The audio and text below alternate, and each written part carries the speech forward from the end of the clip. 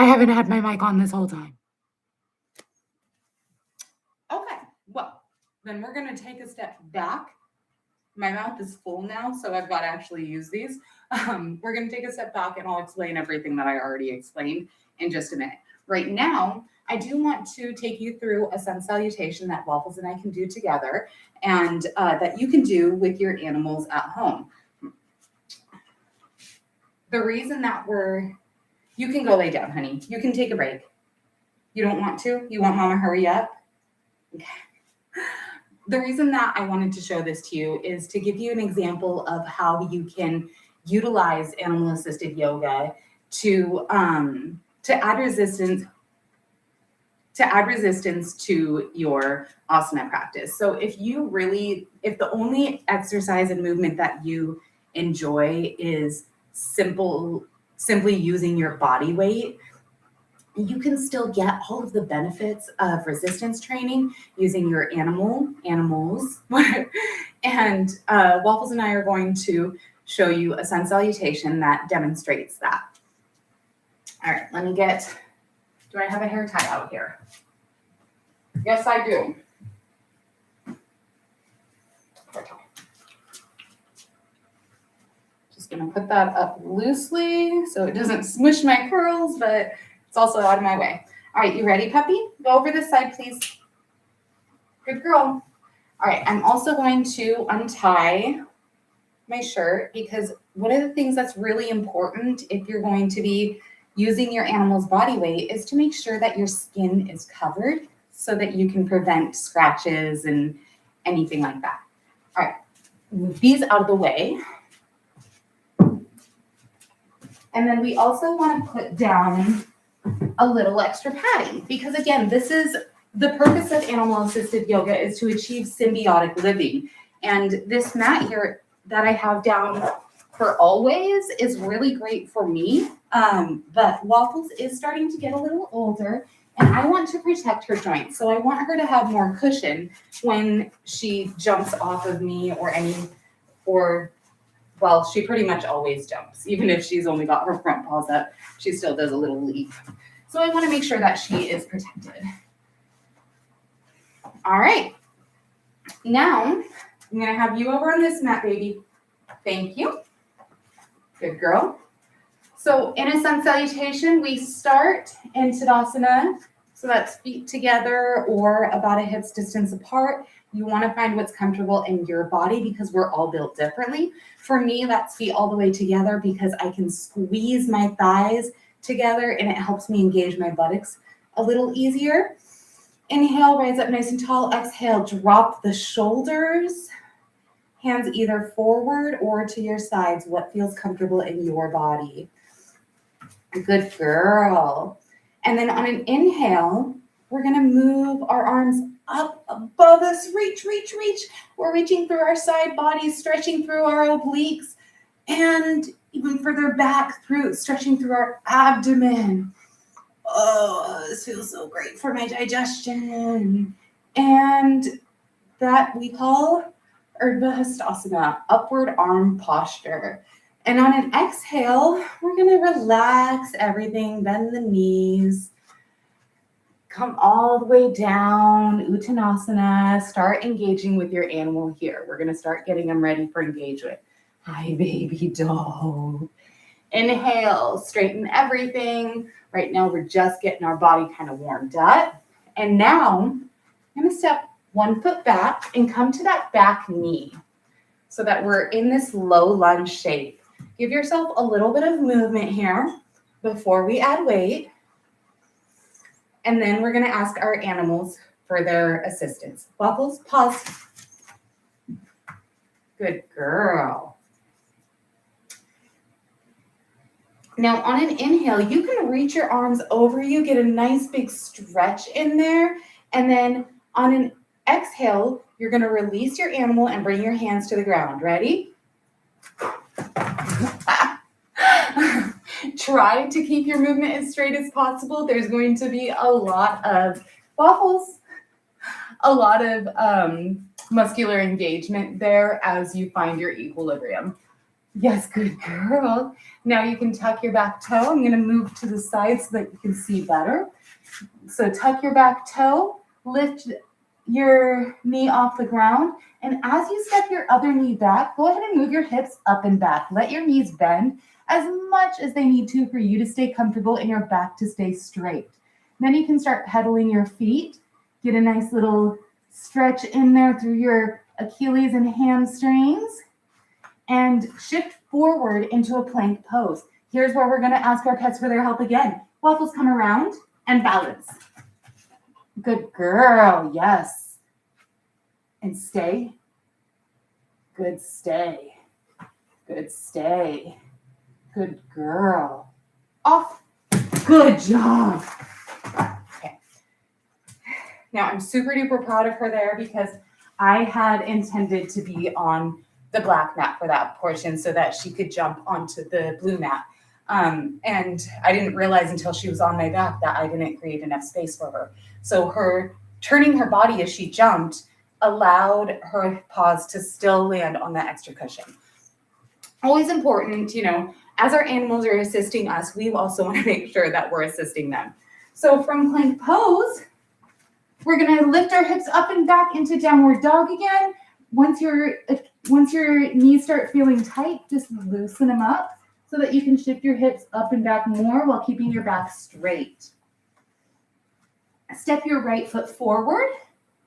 Bring your back knee to the ground, and again, create a little movement here before you ask for your animal's assistance. Waffles, come. Pause. Good girl, yes. All right, good girl. Now, if you would like a little bit more, good girl, stay, a little bit more of a challenge here, tuck your back toe and lift up. Good girl. Then you can come back down and step forward, forward fold. And then you would just want to repeat that on the other side. So now I do want to go back and talk about some of the stuff that I had intended to talk to you about when my microphone was off. So come here, let's have a little chat. So today we are talking about symbiotic living, which is the cornerstone of animal-assisted yoga. Animal-assisted yoga is all about us taking inspiration and utilizing our time with our animals.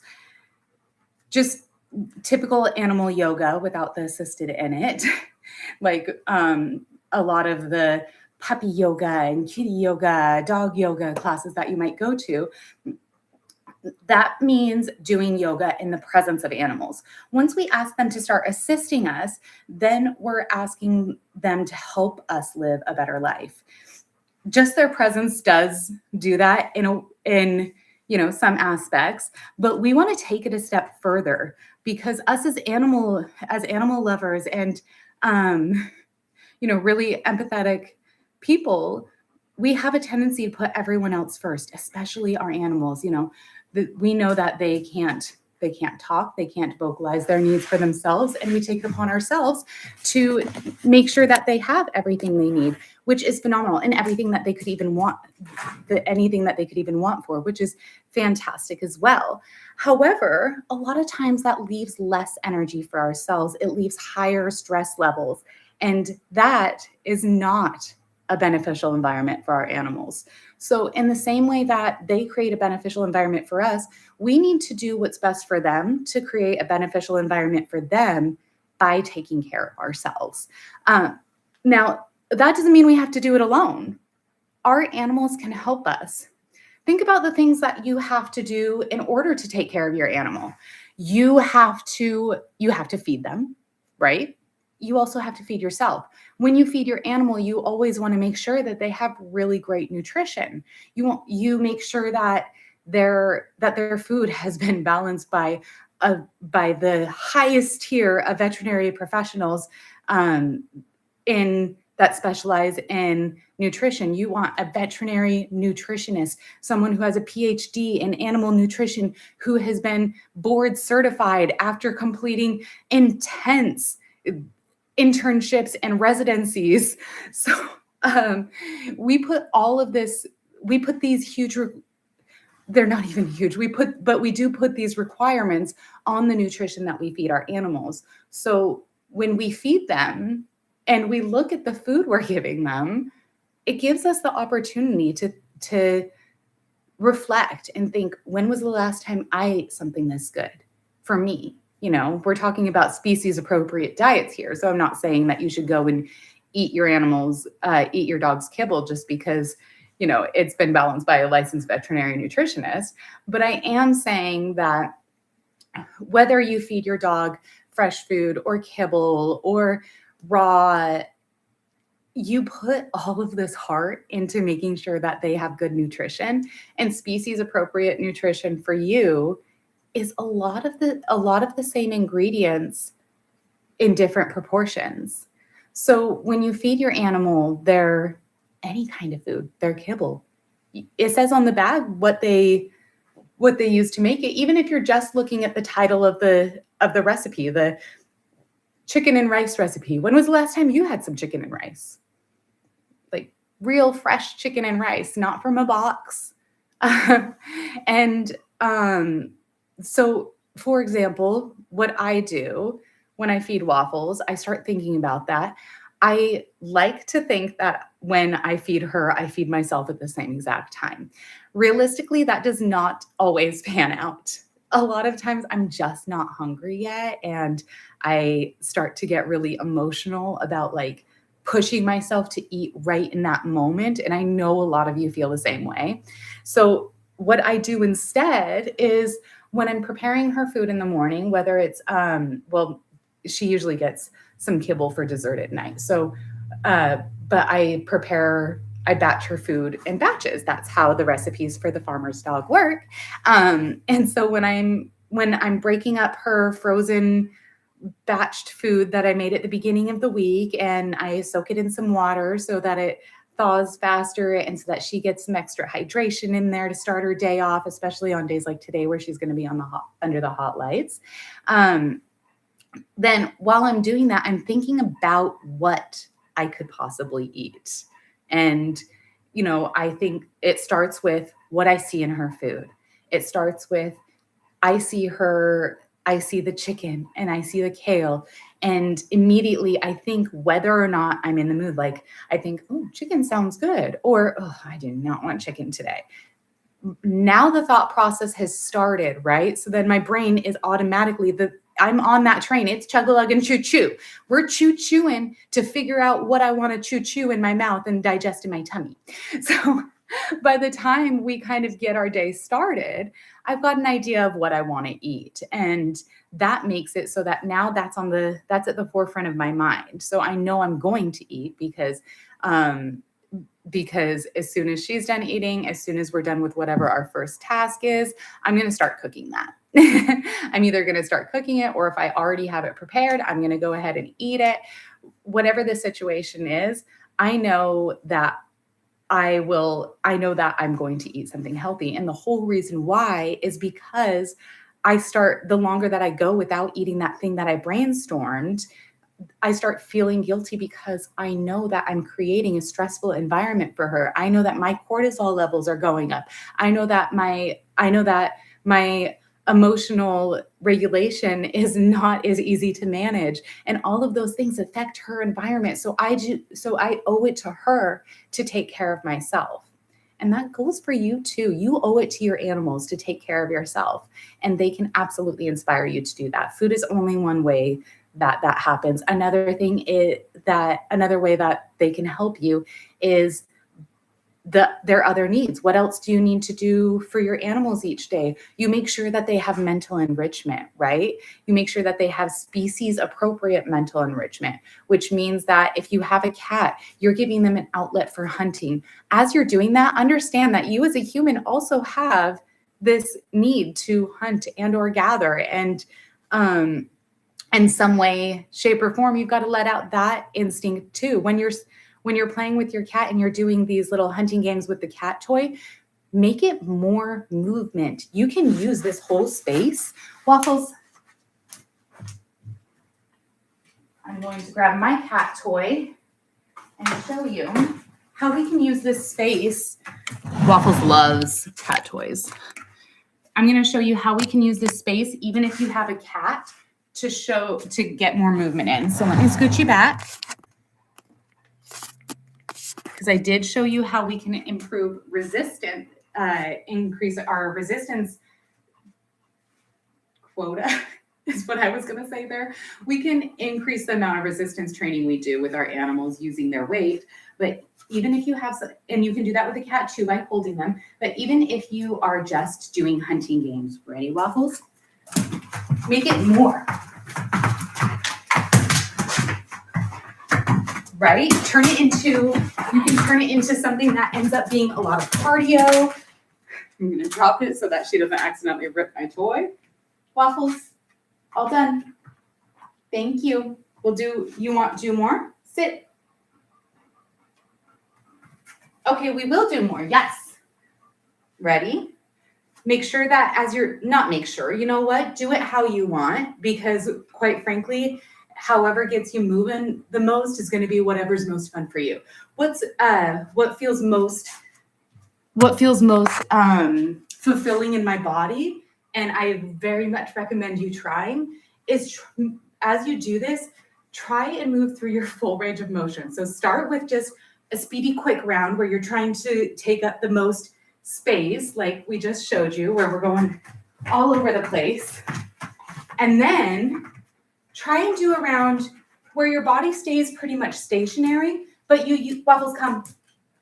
But you use your full range of motion to keep the toy moving as far as possible and keep your animal covering the most space as possible. So I'm going to show you this with some side lunges, and I might sneak in a couple other movements there too. So pay attention and see what you can recognize. Ready, set, go. Oh man.